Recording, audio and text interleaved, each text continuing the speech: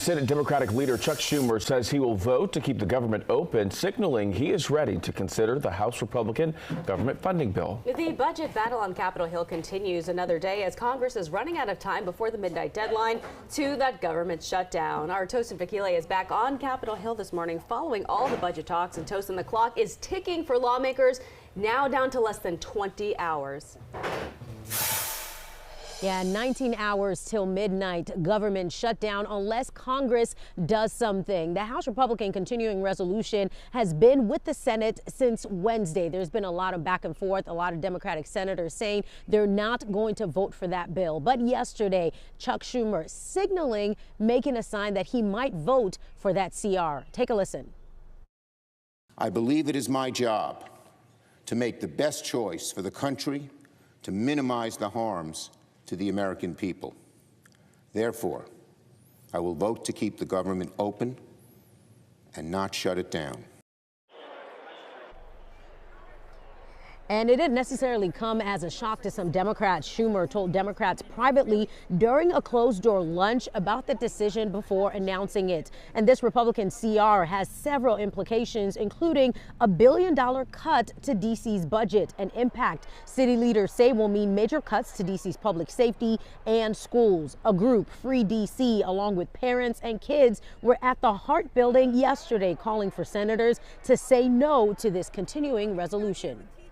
If you cut us off, you're cutting off your future. What worries me is that the first groups that would be cut would probably be like special ed teachers. I have 2 kids who are on an IEP. Going on the Hill was very intentional because we know that we needed to educate members specifically on D.C. and the effect that the CR would have had specifically on D.C. If there are amendments that need to be made to protect specific foes, specific cities, specific agency, like let's go back to the drawing board. Now, I do want to point out that D.C.'s budget is funded by local tax-paying dollars. So this $1 billion cut necessarily isn't going to save the federal government any money. That money does not go back to D.C.'s budget. Again, that deadline, midnight, something has to be done or the government will shut down. Coming up in the next hour, you'll hear which DMV senator put up an amendment to what's up on the Senate floor to try to help limit that impact on D.C. That's the impact coming up in just a little bit. But for now, we're live outside Capitol Hill. I'm Tosin Fakile. Back to you. Thank you, Tosin. And without a budget in place tonight, all non-essential federal workers will be furloughed. There's also $30 billion in agricultural funding that will be stripped from farmers, and another $30 million that was slated to help expand internet services for rural communities. One of the things that was exposed during the COVID-19 pandemic was just what a big gap there is between urban and rural places in the U.S. and particularly here in Virginia when it comes to broadband access.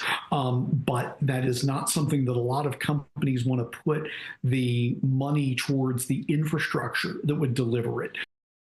The longest government shutdown was 35 days from December 2018 to January 2019 during Trump's first term.